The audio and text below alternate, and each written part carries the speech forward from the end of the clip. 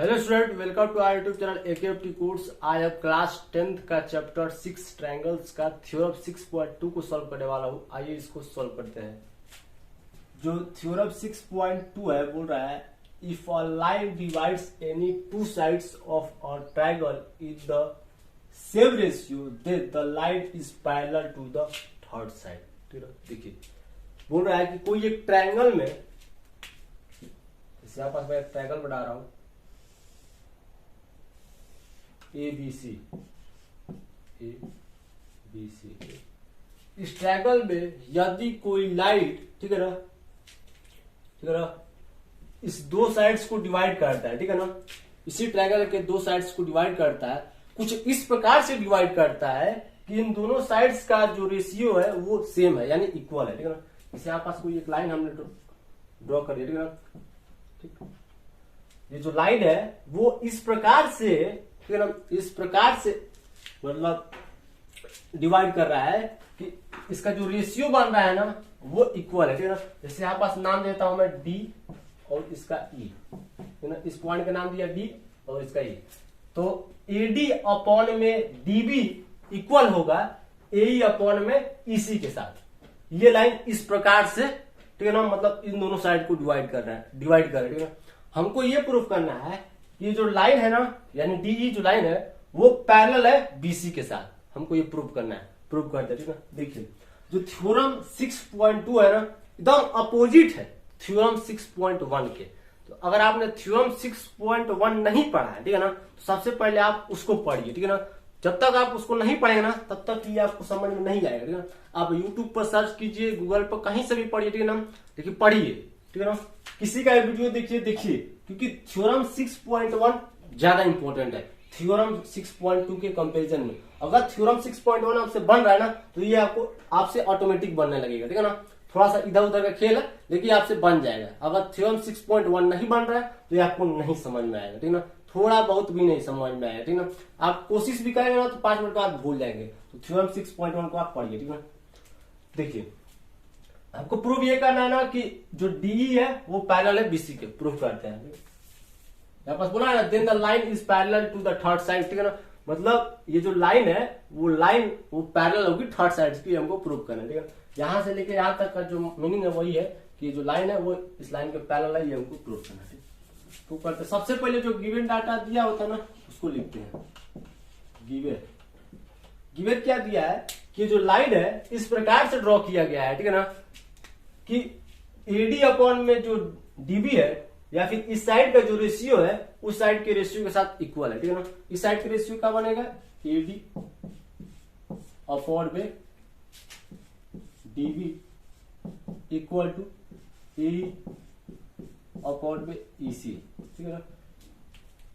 यहाँ पास बोला ना if a line divides any two sides of a triangle in the same ratio, ठीक है ना, मतलब रेशियो सेम है, ठीक है ना। इसका जितना वैल्यू आएगा, ठीक है, मतलब इस वाले रेशियो का जितना भी वैल्यू आएगा, ठीक है ना, मान लीजिए 16 अपॉन में 15 है तो इसका भी 16 अपॉन में 15 ही आएगा, ठीक है। आगे बढ़ते हैं। अब आपको प्रूफ क्या करना है, प्रूफ हमको ये करना है कि ये जो लाइन है, ठीक है ना, ये लाइन हमने खींचा है ये पैरेलल है BC के साथ, ठीक है ना। टू प्रूफ में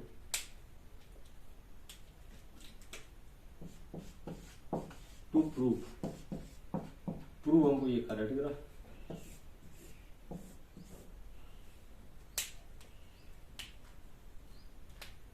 D पैरेलल टू BC, ठीक। ये जो लाइन है वो पैरेलल है BC के साथ, प्रूफ करना आपको।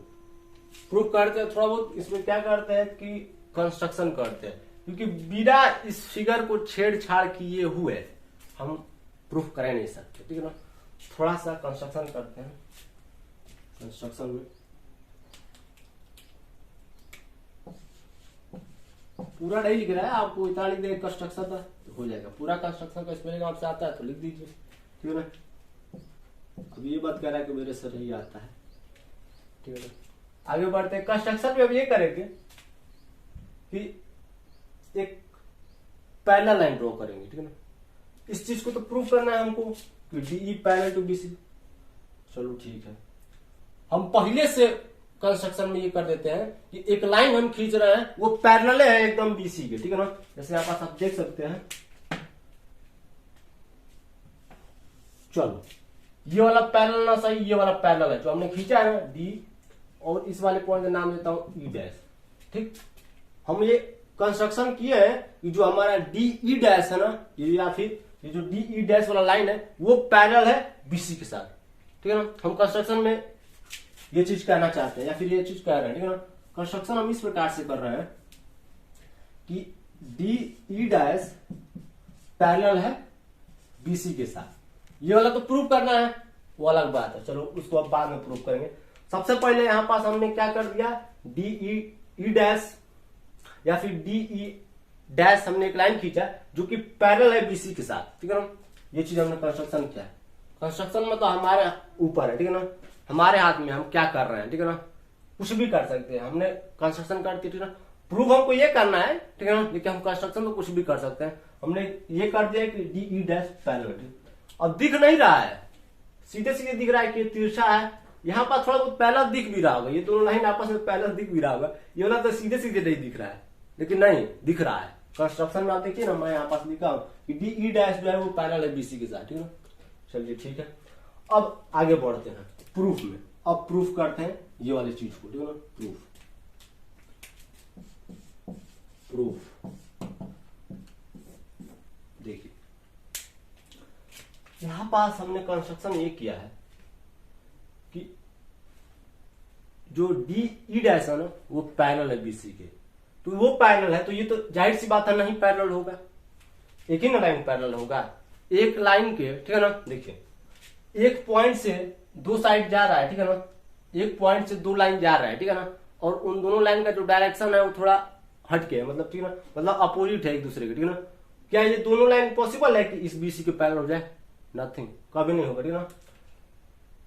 तो यहां पास जो डी ई डैश है ना वही पैरेलल है बीसी के साथ, ठीक है ना। ये हमने कंस्ट्रक्शन में कहा है, ठीक है ना। तो यहाँ पर और ये वाला जो डीई है वो पैरेलल नहीं है, ठीक है ना, डीई पैरेलल नहीं है, ठीक है ना। यहाँ पास आपको ये पैरेलल नहीं है तो एज्यूम करना है, एज्यूमिंग दैट, या फिर सपोज कर लीजिए, जो करना चाहे करना चाहते कर सकते हैं।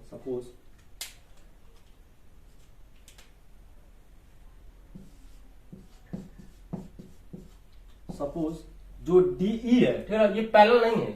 भाई प्रूफ करना है ना, हम सपोज कर लेते हैं कि पैरेलल है ही नहीं है पहले से, तब ना प्रूफ करेंगे, ठीक है ना। सपोज जो डीई है इज नॉट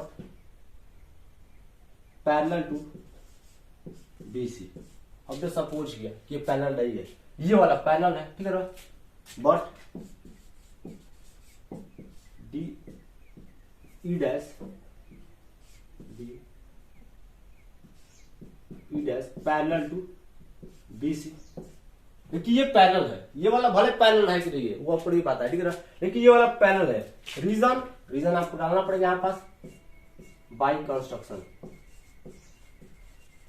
कंस्ट्रक्शन की मदद से हम कह रहे हैं कि डीई डैश जो है वो बीसी के साथ पैरेलल है, ठीक है ना। तो देखिए जब ये पैरेलल है, ठीक है ना, यदि ये पैरेलल है, ठीक है ना, डीई कहां से आ गया, डीई पैरेलल टू बीसी, हाँ सही है, ठीक है ना। यदि डीई डैश पैरेलल है बीसी के साथ, ठीक है ना, तो देखिए यहां पास क्या हो रहा है, एक ट्रायंगल है, उस ट्रायंगल में डीई डैश एक लाइन है और ये जो लाइन है इस साइड के पैरेलल है। तो अगर ऐसा कंडीशन होता है तो थ्योरम 6.1 को अप्लाई करेंगे, ठीक है ना, क्योंकि थ्योरम 6.1 कह रहा था, आपने अगर नहीं पढ़ा तो पढ़ना है आपको। थ्योरम 6 पॉइंट ये कह रहा था कि अगर किसी ट्रायंगल में, ठीक है ना, एक लाइन ड्रॉ की जाती है, ठीक है ना, और वो लाइन किसी दो साइड को इंटरसेक्ट करती है और वही लाइन किसी तीसरे साइड से पैरेलल होती है, ठीक है ना, या बस आप देख सकते हैं ये पैरेलल है, ठीक है ना, तो उस ट्रायंगल का जो दोनों साइड्स का रेशियो है वो इक्वल होता है। मतलब यहां से हम कह सकते हैं अकॉर्डिंग टू कंडीशन या फिर अकॉर्डिंग टू थ्योरम 6.1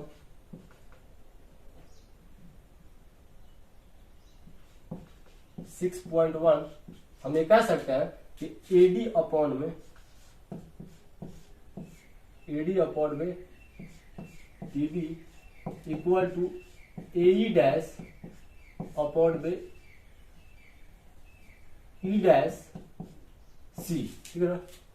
देखिए थ्योरम 6 पॉइंट का ये कहना है कि कोई एक ट्रायंगल है, यहां पर आप देख सकते हैं ABC, इसमें एक लाइन DE डैश है, वो पैरेलल है BC के साथ और वो दोनों लाइन इंटरसेक्ट कर रही है। तो जो पैरेलल वाली लाइन है ना, ये जो DE डैश ये वाला जो है वो इस प्रकार से होगी कि इन दोनों साइड का जो रेशियो है वो इक्वल होगा। इन दोनों साइड का रेशियो कैसे निकालेंगे हम, AD अपॉन में DB, ठीक है ना, एक रेशियो ये हुआ, फिर AE डैश अपॉन में E डैश, ठीक है ना, E डैश C, ठीक है ना, AE डैश अपॉन में E डैश C, ठीक, ये इक्वल हो गई थ्योरम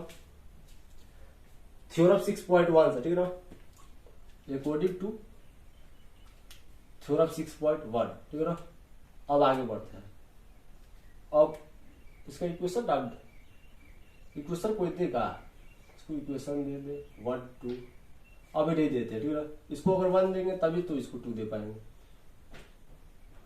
इसका इक्वेशन 1 डाल दे दीजिए, इसका इक्वेशन 2 डाल दे दीजिए, ठीक है ना, अब हो जाएगा सही। अब इक्वेशन 1 और 2 को थोड़ा देखिए, इक्वेशन 1 और इक्वेशन 2 को जब आप देखेंगे तो इसमें LHS आपको इक्वल दिखेगा, यहाँ पास आप देख सकते हैं, यहाँ पास LHS आपको इक्वल दिख रहा है, दिख रहा है कि नहीं दिख रहा है, देख लीजिए LHS इक्वल है ना। तो हम ये जानते हैं कि अगर कोई दो इक्वेशन का LHS इक्वल है तो RHS ऑटोमेटिक इक्वल हो जाता है ना। तो हम यहाँ पास कह सकते हैं कि इक्वेशन 1 और इक्वेशन 2 को देखते हुए AE अपॉन में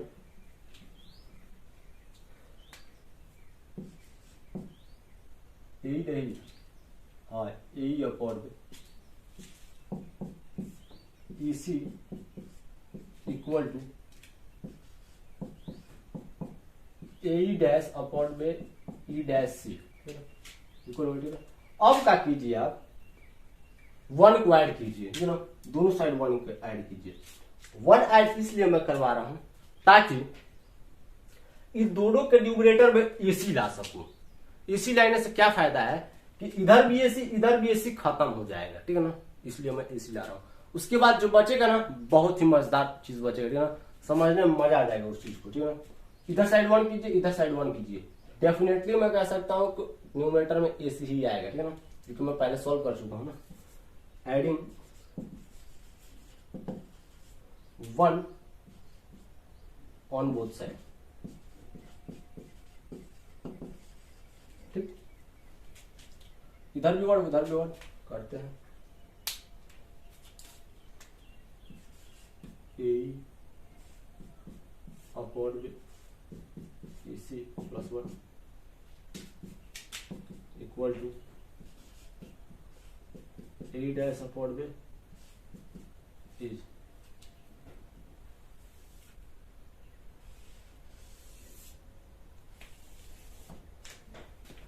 प्लस 1, ठीक, दोनों साइड 1 किया हमने, है ना। अब एलसीएम क्या हो जाएगा, इधर क्या एलसीएम होगा, एलसीएम जाहिर सी बात है EC होगा, यहाँ पास E डैश ना, यहाँ पास हो जाएगा E डैश C। देख लीजिए, एक मिनट में भी चेक कर लेता हूँ कैमरे के फ्रेम में आ रहा है कि मस्त आ रहा है, ठीक है। अब देखिए यहाँ पास तो AE बचेगा ना भाई, डिवाइड करेंगे तो 1 मल्टीप्लाई दिस, यही आएगा, ठीक है ना, प्लस इसमें 1 का EC में 1 का मल्टीप्लाई करेंगे तो EC ही आएगा, ठीक है। यहाँ पास AE आ जाएगा ना, AE डैश आएगा, क्योंकि डिवाइड करेंगे तो 1 को मल्टीप्लाई इसमें करेंगे, यहाँ पास 1 से डिवाइड करेंगे यही आएगा, मल्टीप्लाई करेंगे E डैश C आ जाएगा। चलिए अब AE प्लस EC कीजिए, AE फिर यहां से यहां तक, अब प्लस यहां तक EC, क्या हो जा रहा है, इतना टुकड़ा जो रेड वाला दिख रहा है ना, यहां से लेके यहां तक यही हुआ, ठीक है ना, और उसके नीचे EC है। तो इसको जब ऐड करेंगे इन दोनों टुकड़ों को तो क्या हो जाएगा, AC हो जाएगा, AC अपॉन में EC आ जाएगा इक्वल टू, यहाँ पास इक्वल का साइन लगा लीजिए ना। अब AE डैश इतना टुकड़ा हो ठीक है, उसमें ऐड करना है हमको E डैश C को, ठीक है ना, ये वाला जो बड़ा टुकड़ा है, तो भी AC ही आएगा, AC अपॉन में E डैश सी, खत्म, रेसिप्रोकल कर दीजिए, ठीक है ना। तो यहाँ पास तो 1 बचा, यहाँ पास भी 1 बचा, ठीक, खत्म वगैरह, तो हो जाएगा आपका EC equal to E dash C. अब ये वाला जो चीज आया है ना, अब थोड़ा दिमाग को हिला के रख देगा। कैसे, देखिए बोल रहा है कि जितना इसी का लेंथ है ना, जितना इसी का लेंथ है, ये वाला जो लेंथ है,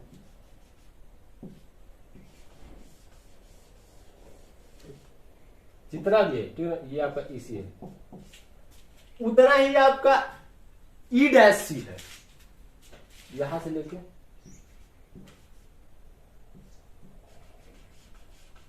और यहां तक है। ब्लैक मार्कर से कर देता हूं। अब बड़ा समस्या हो गया, दिख तो डही रहा है, इसी तो चलो इतना दिख रहा है, छोटा सा है, लेकिन E डैश सी तो बड़ा है, यहां पास दिख रहा है हमको तो एक चीज दिख रहा है कि इसी जो है यहां पास तो इक्वल आ गया है, ठीक है ना, इक्वल तो आ गया। चलो यहां पास E C equal to E dash C, equal तो हमने ला दिया, ठीक है ना, कुछ भी करके 1 ऐड करके इसको इक्वल ला दिया, लेकिन फिगर में तो नहीं दिख रहा है, ठीक है ना, फिगर में तो नहीं दिख रहा है, तो कहां से फॉल्ट हुआ, ठीक है ना, फॉल्ट मैं बताता हूं। देखिए ये वाला जो चीज था, जो हमारा जो लाइन था डी ई डैश, ठीक है ना, ये हमने खुद से बनाया था, यहाँ पास देख सकते हैं, हमने खुद से कंस्ट्रक्ट किया था इस लाइन को, ठीक है ना, और हमने ये सपोज करके चला था, अच्छा याद रख, यहाँ पर देखिए सपोज करके चला था कि ये वाला जो लाइन है वो पैरेलल नहीं है, तो हम कौन होते हैं सपोज करने वाले, ठीक है ना, जो आएगा उसी को ना माना जाएगा, ठीक है ना, हमने तो सपोज कर दिया, ठीक है ना, एज्यूम कर दिया, ठीक है ना, यहाँ पास एज्यूम सपोज जो भी लिखना चाहिए लिख सकते हैं, ठीक है ना, लेकिन आ तो कुछ और रहा है, ठीक है ना, ये वाला चीज आ रहा है, ठीक है ना, तो अब लिखेंगे कैसे बताता हूं मैं आपको, ठीक, देखिए ये वाला जो चीज था हमने खुद से बनाया था, और ये इसको माना था कि ये नहीं है, ठीक है ना, लेकिन ये वाला जो लेंथ है इस वाले लेंथ के साथ इक्वल हो गया, ठीक है ना, चलो बात हो गया, ठीक है ना। देखिए तो हम कहेंगे यहां पास कि EC और E डैश सी, ठीक है ना, तभी इक्वल होंगे जब E और E डैश आपस में कोइंसाइड करेंगे या फिर सेम पॉइंट पर लाइक करेंगे, ठीक है ना, ये चीज हमको लिखना पड़ेगा, क्योंकि यहां पास हमने सपोज कर लिया, ठीक है ना, तो अब सपोज तो कर लिया, ठीक है ना, लेकिन सपोज का करने के बाद ये चीज आ रहा है और ये चीज दिख तो नहीं रहा है, तो नहीं दिख रहा है, ठीक है ना, नहीं दिख रहा है, तो ये चीज आपको लिखना पड़ेगा, क्या लिखना पड़ेगा, आपको लिखना पड़ेगा कि EC और EC equal to E dash, ठीक है ना, मतलब इस कंडीशन को ध्यान में रखते हुए, ठीक है ना, इस कंडीशन को ध्यान में रखते हुए, ठीक है ना, ये तभी पॉसिबल होगा, दिस इज पॉसिबल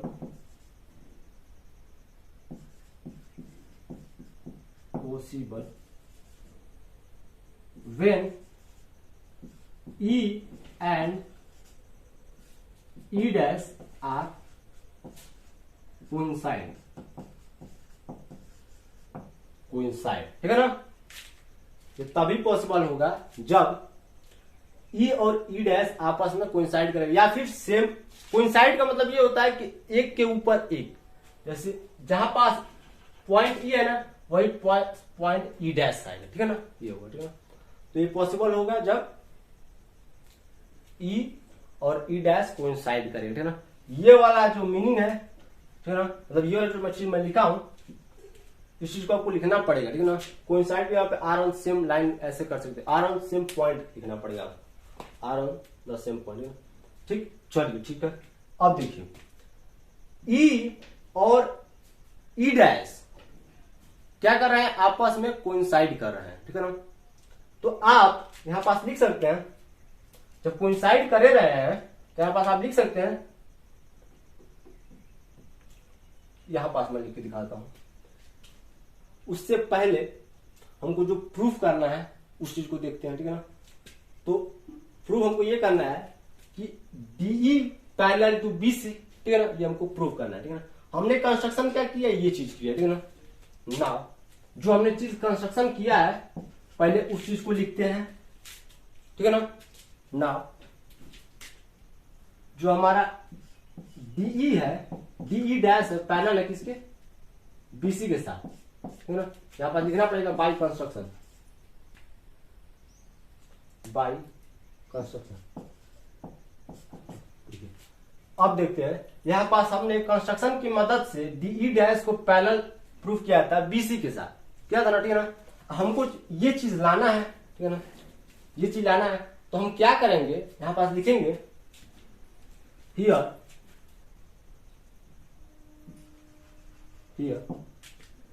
फिर से वो एक चीज आपको, यही चीज लाइन आपको, मतलब यही लाइन को आपको एक बार और लिखना है, ठीक है ना। Here E and E dash,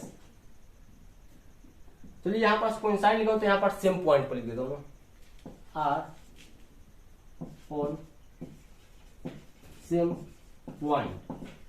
coincide लिखना है तो कोइंसाइड भी लिख सकते हैं यहां पास, ठीक है ना। सेम पॉइंट की जगह पे आर कोइंसाइड, ठीक है ना। तो मैं चलिए सेम पॉइंट लिख देता हूं, ठीक है ना। सेम पॉइंट मतलब एक के ऊपर एक है ना, ठीक है ना, सेम पॉइंट। सो इसलिए अब एक ही जगह पे है तो क्या E डैश की जगह पे मैं E नहीं लिख सकता, बिल्कुल लिख सकता हूं, ठीक है ना। देखिए दो पॉइंट या फिर यहां पास दो, ठीक है ना, जैसे E एक पॉइंट है और एक E डैश पॉइंट है, ठीक है। ये दोनों एक के ऊपर एक है, ठीक है ना, मतलब एक ही के ऊपर है, ठीक है ना। जहां पास E पॉइंट है वहीं पास E डैश पॉइंट है, तो आप E पॉइंट की जगह पे E डैश या फिर E डैश पॉइंट की जगह पे E पॉइंट लिख सकते हैं, ठीक है ना। तो यहां पास वही चीज आपको करना है, ठीक है ना। तो E डैश, E नहीं यार, D E डैश, ठीक है ना। तो D E डैश की जगह पे आपको लिखना पड़ेगा D E डैश की जगह आपको लिखना पड़ेगा E, ठीक है, E पैरेलल टू BC, ठीक है ना। ये दोनों आपस में कोइंसाइड कर रहे, ठीक है ना। अगर लेंथ, तब देखिए जब ये दोनों आपस में कोइंसाइड करेंगे ना तभी इन दोनों का लेंथ इक्वल होगा, ठीक है ना। तो DE पैरेलल टू BC, और ये हमको प्रूव करना था, ये चीज हमको प्रूव करना था, यहां पास लिख देना hence proof, PROVED, hence proof. देख लीजिए, स्क्रीनशॉट लेना चाहे ले सकते हैं।